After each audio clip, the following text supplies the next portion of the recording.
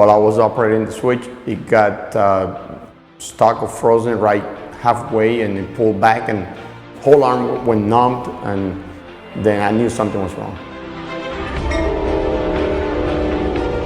In order to move a switch, to throw a switch, you've got to be able to move a rail that weighs hundreds of pounds. The most commonly asked question in a switch case is, do I have a case?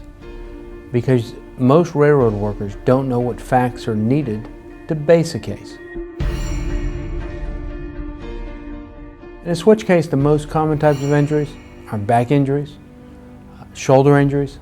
I've even had knee and ankle injuries, because oftentimes when you're throwing the switch, the footing gives way, causing the knee or ankle to be injured.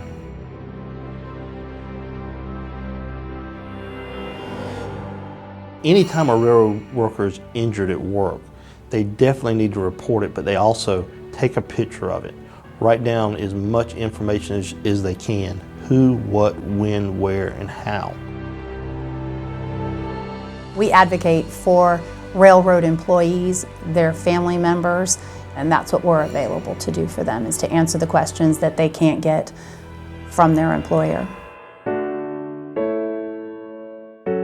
Didn't know what to do. I didn't know if I had to go to a doctor, which doctor I had to see. And I met Jamie Holland 2 days after I was hurt.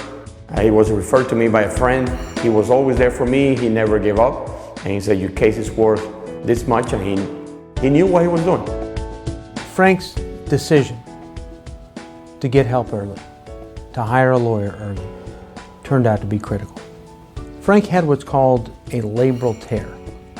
He also had a rotator cuff tear. So Frank, a young man, had now a damaged rotator cuff and a damaged labrum. His railroad career was over.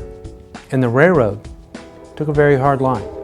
My wife was the only one working, and we were almost broke, and there were times where I was ready to settle with the company, and Jamie was there to say, no, your case is worth more than that, and we'll go all the way to the end. We asked for the entire inspection records for that line of rail. The railroad put the maintenance man on the stand, and we walked him through those records, because I'd gone through those records detail by detail. I'd measured from one switch to another. I knew exactly how far he had to walk.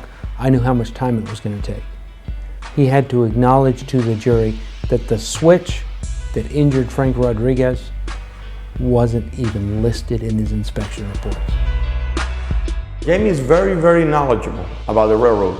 He knows actually more than people working in the railroad. So, and he has a team of experts that they are probably the best out there. Everything a jury comes to expect when they turn on their TV, we provided them in the courtroom. We asked the jury in Frank Rodriguez's case for $2.2 million. After a few hours of deliberation, they gave us every penny we asked for. Thanks to Jamie, we are who we are now. My wife and I, my family will always be grateful about your job, and just to keep it up and keep helping people around, and Jamie helps people. Jamie helps people. He is a very successful man back on track because he got help early, and we dug down and got him the information he needed to win. If you get help quickly, you're better able to preserve the evidence, which protects your claim and your rights.